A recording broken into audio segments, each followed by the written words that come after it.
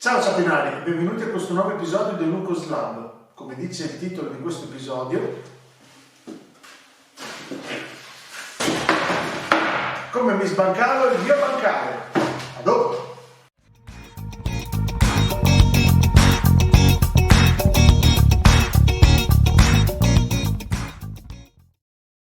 Allora ciapinari, come molti di voi già sanno, ma magari qualcuno un po' meno, il repertorio degli elettroutensili che si possono utilizzare per smontare un bancale sono veramente tanti.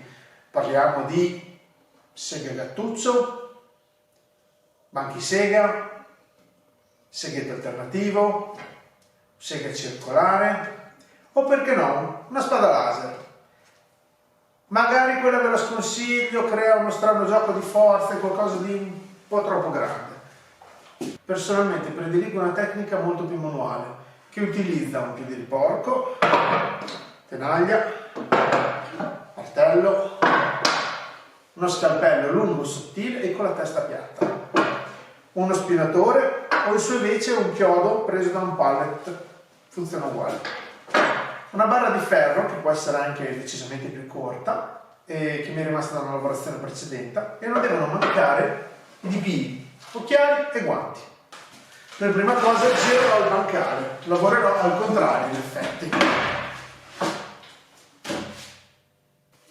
Bando alle ciance e iniziamo a smontare il bancale.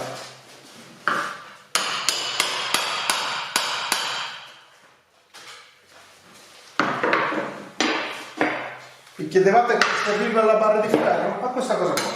In questo modo faccio sì di non danneggiare il legno mentre sfilo i pezzi di legno.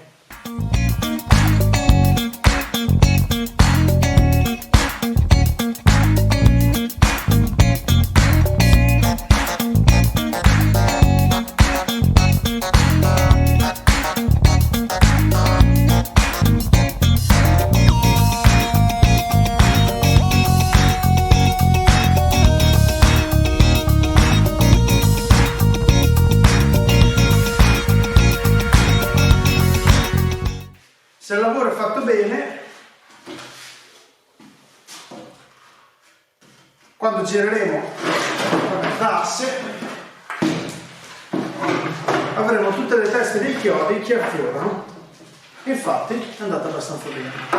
Volutamente ho lasciato indietro quelle centrali in quanto più scomode da smantellare.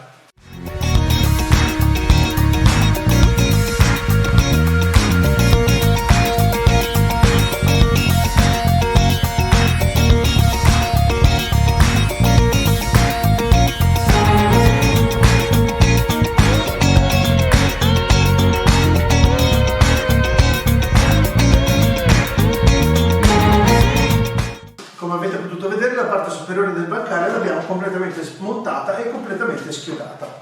Procediamo come abbiamo fatto all'inizio, ma stavolta al contrario, per togliere gli zoccoli della parte di sotto.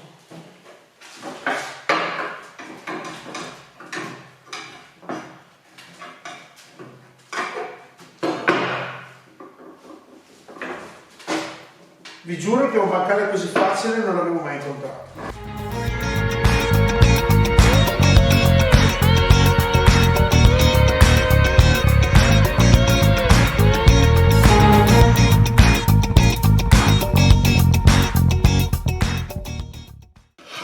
Infine volevo farvi vedere che grazie a quella barretta di ferro non ho fatto troppe tacche sulla superficie dell'asse. Qua qualcosina, non so se si riesce a vedere, però poca roba, veramente poca roba. Mentre invece con lo spinatore, ahimè, abbiamo un po' più di problemi. Spero di essere... Vedete? Soprattutto lì, qua. È un sistema un po' imperfetto, si alza il legno, però riusciamo veramente a preservare molto dell'asse. Abbiamo completamente smontato il bancale. Questi tre pezzi ho deciso di metterli in discarica nel reparto legname. Sono danneggiati e non mi servono. Questi 6 pezzi invece sono di buona fattura, seppur il materiale non sia molto buono, ho deciso di tenerli per eventuali utilizzi futuri.